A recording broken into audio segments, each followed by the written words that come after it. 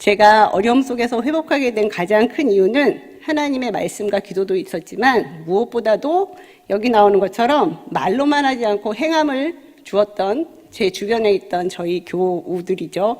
그분들의 도우심이 컸다라고 저는 생각을 하기 때문에 제일 먼저 이 말씀을 정했습니다. 제가 그렇게 하나하나 어려움을 만날 때 저에게 주셨던 하나님의 말씀 그리고 그런 도움들을 제가 만나 한 오멜이라고 생각하고 있습니다. 그래서 정년 뭐해 잘 나가던 사람이 부모 때문에 집에만 있네. 글쎄요, 잘 배웠으니까 배운 대로 부모님 잘 모신다고 해도 되지 않을까요? 저는 그렇게 생각했거든요. 그리고 또 뭐라 그러냐면 부모가 아파갖고 자식 고생시키네 이렇게도 말씀들을 하시잖아요. 아니에요. 그게 아니라 자식이 부모를 잘 모시니까 아프셔도 오래 사시네 이렇게 해서 부러워하셔야 되는 게 맞다라고 저는 생각해요.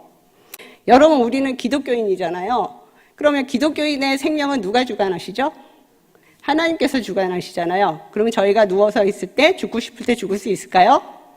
안 되잖아요. 저희에게는 선택권이 없어요. 그럼 우리는 뭘 해야 되죠? 저희가 해야 될 일을 하는 거예요. 어떻게 해요? 누워서요.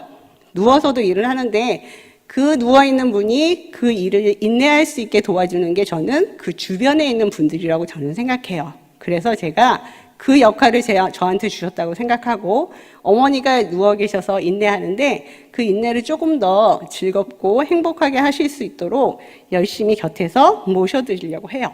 그래서 하나님께서 우리에게 각자에게 역할을 주셨다고 생각해요.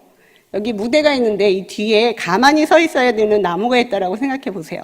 근데 이 나무가 돌아다녀요. 그러면 그 연극은 망하는 거예요. 그러니까 저희 어머니는 하나님께서 누워 계시라고 하실 때 그냥 누워 계시는 것이 모든 것을 아름답게 만드는 일인 것이죠. 그러니까 그 사람 주변에 있는 분이라면 그분을 도와서 하나님의 일을 하는 것이 저희가 해야 될 지혜로운 선택이라고 생각해요. 그래서 누워있는 그 삶도 의미가 있고 또 하나님께서 그를 통해서 일하신다고 아까 요한복음에도 말씀하셨잖아요. 그러니까 그런 것을 기억하는 것이 굉장히 중요하다고 생각해요. 근데 아픈 사람뿐이 아니라 여러 고난을 당하고 있는 사람들을 향해서 우리는 똑같은 시선으로 바라보고 있어요. 저 사람 죄진 거 아니야? 벌 받는 거 아니야? 이렇게 얘기하는 거죠. 하지만 중요한 것은 하나님께서 우리의 인생을 사용하고 있다는 거죠. 우리들의 모습이 아름답지 않더라도 하나님께서 쓰시겠다는데 제가 그거를 거부하면 안 되겠다는 생각이 들었어요. 하나님께서 도움의 손길을 너무 많이 주신 거예요. 그래서 여기서 만약에 내 받은 은혜를 그냥 내 친구들과 소소하게 나누고 그냥 가만히 있으면 정말 먹튀가 되는 거더라고요. 그러니까 하나님께서 정말로 정확하게 짚으신 거죠. 제 마음을 너무나 잘 아셨던 거예요. 그래서 제가 나의 자존심 하나 지키자고 아무것도 안 하는 것보다는 하나님께서 쓰시고자 하실 때 쓰임을 받는 것이 낫겠다. 그래서 제가 책도 내고 간증도 하기로 했습니다.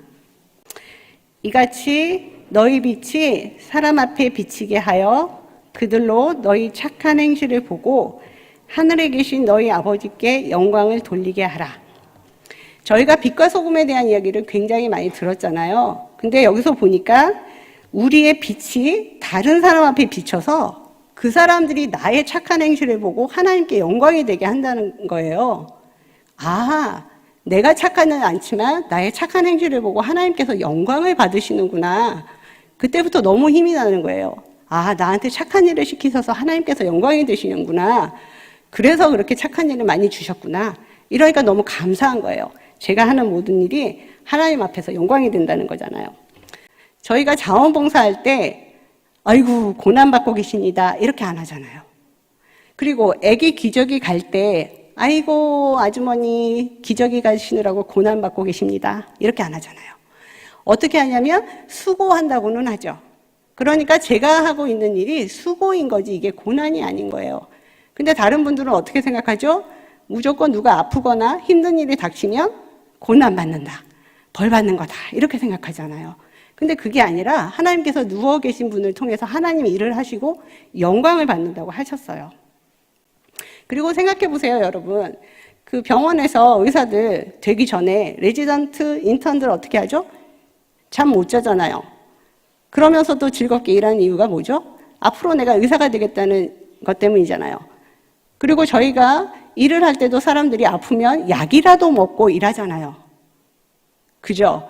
근데 왜 제가 하나님이 사랑하는, 내가 사랑하는 우리 엄마를 보는데 잠 못 자고 이런 거에 대해서 왜 제가 고난이라고 생각해야 되죠? 그건 아니라는 거죠. 제가 기쁨으로 할 수 있는 이유가 거기 있다라는 것을 하나님이 말씀으로 깨닫게 해주셨어요.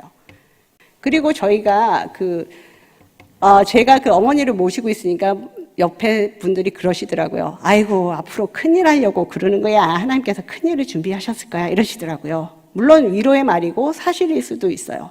하지만 저는 그렇게 생각했어요. 그 생명을 돌보고 있는 일이 가장 귀하고 가장 큰 일이다고. 하나님이 사랑하는 엄마를 제가 모시는데 그게 저의 가장 큰 일이 아니겠어요? 근데 사람들은 어떻게 생각하냐면 이렇게 간증의 자리에 나오거나 책을 내는 일이 큰 일이라고 생각해요. 아니에요. 혹시라도 지금 고난을 받고 계신 분들이 있다면 그 생각을 바꾸시면 돼요. 고난의 자리에서 하나님을 버리지 않고 끝까지 섬기면서 있는 그 자리가 가장 큰 자리예요. 그러면 간증하는 일은 작은 일인가요? 큰 일이죠. 그거는 근데 수단이에요. 내가 받은 그 은혜를 나누는 그 수단을 하나님께서 허락하신 거죠. 그래서 모든 것이 감사한 거예요. 하나님만 크고 작은 걸 아는 거지 사람들끼리 크고 작은 세상에서의 기준으로 바라보는 것은 잘못됐다고 생각합니다. 사람들은 눈에 보이는 것만 계산할 줄 알아요. 집이 1억이 있고 집이 1억짜리가 있으면 2억이야. 이렇게 생각하죠. 근데 사람은 영과 혼으로 이루어졌고 육체까지 있잖아요. 그러면 그 세 가지가 균형을 이루어야 되는 거잖아요. 그러면 예를 들어서 제가 은혜를 받은 거는 영적 수학 계산법으로 하면 500억일 수도 있는 거예요. 그러면 총합을 하면 2억을 갖고 있는 집 2채를 갖고 있는 사람보다 제가 더 부자일 수도 있는 거예요. 기독교인이라면 반드시 육신과 눈에 보이는 것과 눈에 보이지 않는 것을 합할 줄 아는 영적 수학 능력이 있어야 된다는 것을 제가 깨달았어요. 이거는 그냥 위로의 말이 아니고 정말 눈만 감으면 이 세상의 것 아무것도 안 보이고 없잖아요. 근데 거기에 저희가 기독교인이 자꾸 시달리는 거예요. 근데 제가 생각해 보니까 여러분, 전국에서 1등급 어르신이 집에 있는 일도 희한한 일인데 거기다가 봉사자가 매주 오시죠? 그리고 또 웬 또 중찬단입니까?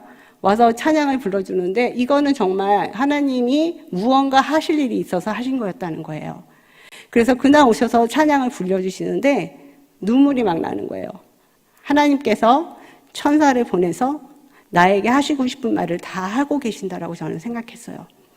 그러면서 이거보다 더 큰 위로가 있니? 너 아직도 부럽니? 이렇게 말씀을 하시는 것 같았습니다. 왜냐하면 그날 또 하필이면 그분의 생신이라고 모든 가족들이 모였다는 거예요. 거기는 사람이 모였잖아요. 근데 우리는 천사가 모였잖아요. 그래서 그날 이후로 제 마음속에 그 라이벌 의식이 사라진 거예요. 하나도 안 부럽더라고요. 근데 여러분 아시죠? 그분은 가셨고 저희 어머니는 아직도 저와 함께 있습니다. 그러니까 누가 더 오래 살았다는 얘기를 하는 것이 아니고요. 돈으로 모든 걸 하실 수 있을 거라고 제가 부러워했었는데 그게 아니라는 거죠. 하나님께서 하시면 원하시는 일을 하실 수 있다라는 거예요. 하나님께서 세팅을 하셨다 그랬잖아요. 저희 집을 주시면서. 그래서 하나님께서 의사가 되시고 저는 간호사고 우리 집이 특실이라고 그렇게 말씀을 하시는 거예요. 하나님 안에서 피는 꽃이라는 것은 세상적인 꽃피움이 아니라 하나님께서 주신 모든 것을 사용하여 내 속에 있는 하나님의 아름다움을 다른 사람들이 볼 수 있게 하는 거라고 말씀하셨어요. 내 속에 있는 것이 아픈 것이고 부끄러운 것이라고 해도 하나님이 하신 일을 드러내는 것, 이것이 꽃피운다는 얘기라는 깨달음을 주셨어요. 우리가 학생들 성적을 낼 때 평균을 내잖아요. 1, 2, 3학년 전부 합쳐서 대학교를 가는 거잖아요. 그러니까 저희가 하나님의 사랑을 굳이 평가하자면 모든 걸 합쳐야 된다고 생각해요. 십자가의 사랑도 더해야 되고 그리고 이날 주셨던 은혜도 더해야 되고 어떤 걸 다 더하는 거예요. 혹시라도 고난받을 때 사랑을 마이너스 한다고 하더라도 십자가의 사랑으로 다 덮여지는 거라고 저는 생각을 해요. 근데 그거를 저희가 잊어버리는 거죠. 매일매일 사랑해야 된다고 생각하는데 그게 아니라 사랑한다라는 전제 조건 하에서 하나님께서 일하신다라는 거예요. 함께 가는 것이 중요하다라는 거예요. 그래서 저희가 옆에 있는 사람을 고난받는다고 그냥 비난하고 기도해 이러는 게 아니라 그 사람의 필요를 채워주고 사랑하고 그리고 말씀과 기도를 권해야 된다라고 저는 생각해요. 우리 각자에게 있는 어떤 고난의 문제, 벌의 문제, 죄의 문제는 우리가 단독으로 하나님과 해결해야 되는 문제라는 거죠. 그거를 옆에 사람이 너 이거 해 저거 해라고 하는 게 아니라는 거예요. 그럴 수 있는 사람은 정말로 사랑하는 사람만 있다는 거죠. 하나님께서 괜히 이웃사랑을 말씀하셨겠어요? 만약에 하나님께서 직접 하실 것 같았으면 내 이웃을 내 몸과 같이 사랑하라라고 말씀 안 하셨을 거예요. 지쳐서 쓰러있는 사람 보고 기도해가 아니라 일단 먹여서 살려야 되는 거예요. 도와줘서 같이 함께 가야 된다는 거죠. 그래야 우리가 선한 사마리아인이 될 수 있는 거잖아요. 그리고 여러분 생각해 보세요. 우리가 어떤 사람을 만날 때 성공했을 때 만나면 우리는 평생 그 사람을 성공한 사람으로 생각하잖아요. 그리고 또 어떤 사람을 이 시기에 만나면 이 사람이 그 성공했던 시기는 못 봤으니까 고난받을 때 얘는 실패자라고 생각할 수 있잖아요. 그런데 생각해 보세요. 전체적으로 볼 수 있는 분은 하나님밖에 없는 거예요. 그러니까 누구도 실패자도 아니고 누구도 성공한 사람이 아닌 거예요. 그냥 우리가 인생길을 가는 거잖아요. 그러니까 우리 이 고난을 받고 있을 때 또 기억해야 될 것이 하나 있어요. 하나님께서 고난을 받고 있는 그 주변 사람들을 혹시라도 테스트하고 있다라고 생각해 보시기 바랍니다. 뭘 시험하고 계실까요? 네가 그 고난받는 사람을 정말 돕고 있는지 아닌지 내가 너를 테스트하겠어. 이럴 수 있다라는 거예요. 그러니까 고난받고 있는 사람을 향해서 손가락질할 게 아니라 하나님이 나보고 도우라 그랬는데 내가 안 돕고 있나 봐. 자기를 돌아봐야 된다는 것. 그래서 저희는 그 찐 기독교인, 개 기독교인이 아니고 찐 기독교인이 돼야 된다고 생각해요.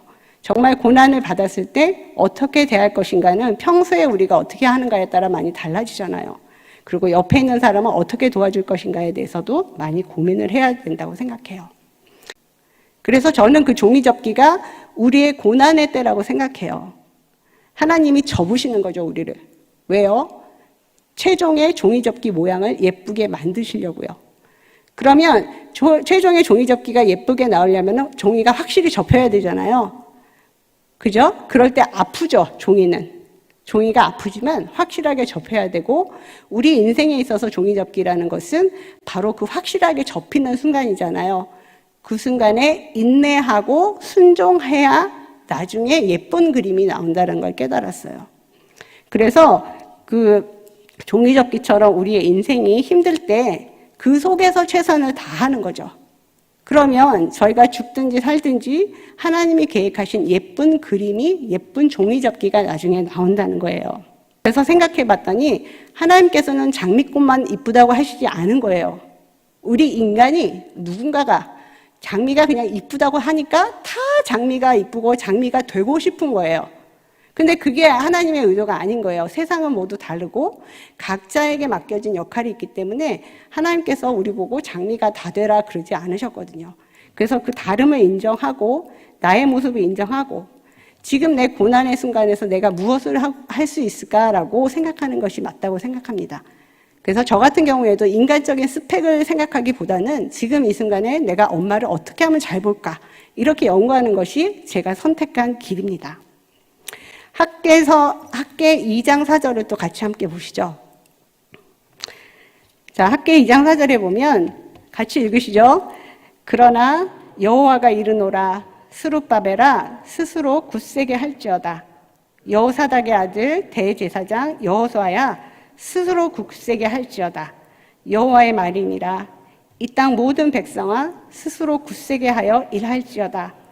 내가 너와 함께 하노라. 만군의 여호와의 말이니라.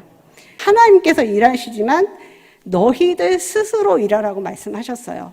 저는 누군가를 도와준다 해서 그 도움만 받고 산다는 얘기가 아니라 내가 해야 될 내 몫이 있다는 거죠. 내가 해야 될 기도도 있고 내가 해야 될 공부도 있고 내가 해야 될 것들이 많이 있다라는 거예요. 그걸 하되 도움이 필요한 것들을 옆에서 도와주라는 얘기죠. 그래서 동행한다는 얘기를 하고 싶은 거예요. 그래서 우리 모든 인생이 이쁘고 다 다르기 때문에 또 의미가 있거든요. 그래서 여러분 세상의 저울질에 흔들리지 마시고 하나님께서 이루고자 하는 그 사명을 잘 이루어가는 것이 성공한다라는 것을 꼭 기억하시길 바라요. 내가 같이 읽겠습니다. 그들이 눈물 골짜기로 지나갈 때에 그곳에 많은 샘이 있을 것이며 이른 비가 복을 채워주나이다. 아멘. 여기서 보면 한글로는 그곳에 많은 샘이 있을 거라고 했는데 영어 성경에 보면요. 여기 어떻게 되어 있냐면 그곳을 샘물의 장소로 만든다 이렇게 되어 있어요. 저는 신학적인 해박한 지식이 없습니다. 그렇지만 제가 이 영문을 보면서 어떻게 느꼈냐면요. 우리가 눈물의 골짜기를 지나갈 때 눈물을 그냥 흘려서 버리는 게 아니라 그 눈물로 샘물을 만드는 거예요. 그러면서 그 샘물을 광야길을 가는 동안에 우리가 마시면서 가는 거죠.